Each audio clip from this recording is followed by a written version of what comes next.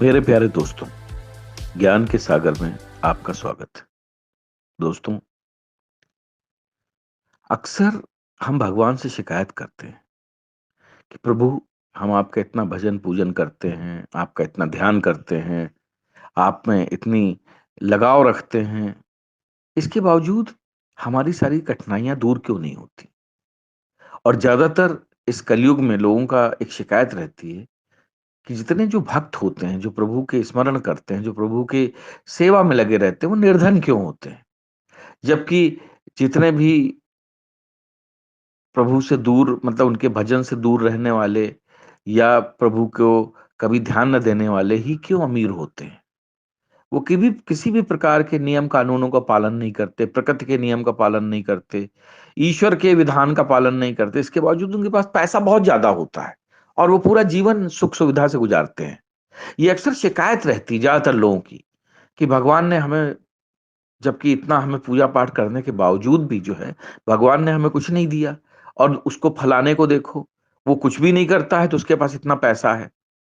ये सवाल अक्सर हम सभी के मन में चलता रहता है।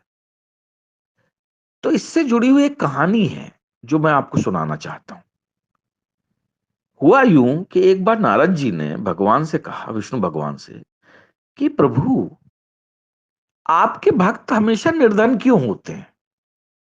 आप देखिए, ज्यादातर ऐसा देखा जाता है कि भक्तों के पास पैसा नहीं होता। वो भक्ति में भले लगे रहते हैं, लेकिन उनका जीवन बड़ी दरिद्रता और कठिनाई से गुजरता है। जगह जगह पर उनको स्ट्रगल करना पड़ता है, परेशानियां उठानी पड़ती।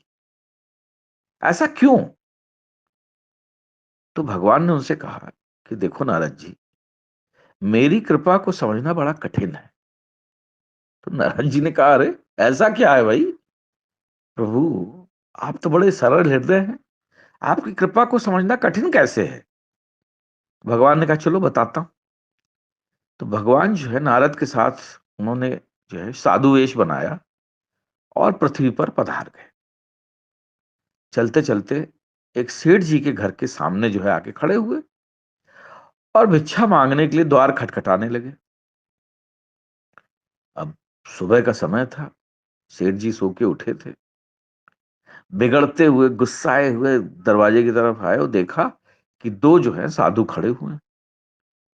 अब भगवान ने हाथ जोड़े, बोले, प्रभु, बड़ी जोरों की भूख लगी है, थोड़ा सा भोजन अगर मिल जाए तो अति कृपा होगी।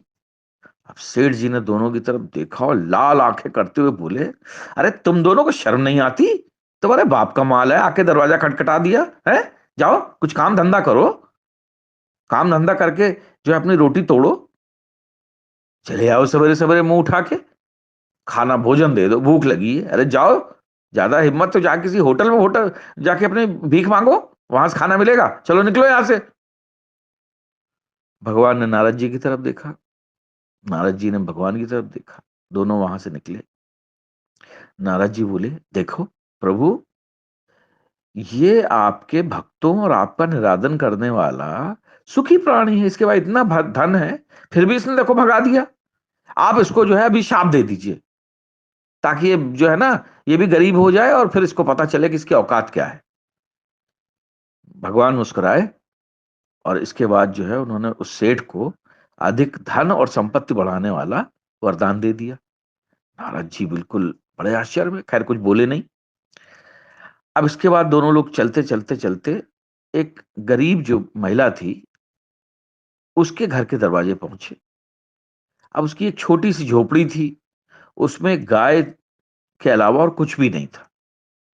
अब जैसे ही भगवान ने जो है भिक्षा मांगने के लिए आवाज लगाई, वो बेचारी बुढ़िया जो है बड़ी खुशी के साथ बाहर आई, हाथ जोड़े, बोले, प्रभु बताएं कैसे आए? तो उनका भूख लगी है, कुछ खाने को मिल जाए।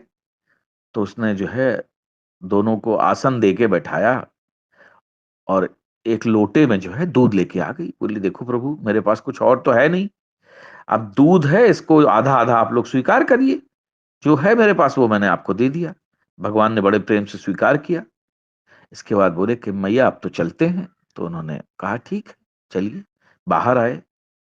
अब नारद जी ने कहा, देखो प्रभु, आपकी संसार में क्या हाल है? ये बेचारी औरत कितनी गरीब है, हैं? इसके पास सिवाय गाय के और कुछ है नहीं। इसने फिर भी जो है, आपने भीख मांगी, हमने भिक्षा मांगी, और इसने जो है आपको प्यार से लाके प्रेम से जो है दूध पिला दिया जो उसके पास था। वहीं उस सेठ के पास सब कुछ था, उसने कुछ नहीं दिया। आपने उसको जो है और ज्यादा पैसे के जो है वरदान दे दिया, और इसको अब आप जो है अच्छा सा कोई वरदान दीजिए। तो भगवान ने उसको जो कहा कि देखो ऐसा है कि तुम इस पे ज्यादा ध्यान मत दो और आगे बढ़ो। तो नारद बोले नहीं नहीं, अब तो आपको कुछ ना कुछ तो इसको देना ही पड़ेगा। तो भगवान ने उसको जो है उसकी गाय को मरने का जो है अभिशाप दे डाला। अरे अब तो नारद जी और दुखी, नारद जी बिगड़ गए। बोले वाह, ये आपने क्या किया? जो दुष्ट आदमी था, जिसके पास पैसा था, जो दान दे सकता था, उसको आपने और पैसा बढ़ाने का दे दिया। और ये बेचारी औरत जिसने कि अपनी गाय के सहारे जीवन गुजार रही थी, और उसी गाय का दूध आपको पिलाया, और आपने गाय को मरने का अभिशाप दे दिया। ऐसा क्यों? भगवान मुस्कुराए, बोले कहना देखो, तुम समझ नहीं रहे हो। क्या है कि ये जो बुढ़िया थी, ये जो बेचारी वृद्ध औरत थी, ये मेरा बहुत भजन कीर्तन करती है, मेरे में ध्यान लगाती है। कुछ दिनों बाद इसकी मृत्यु होना मतलब जो है अवश्यंभावी है, वो तय है, लिखा हुआ है।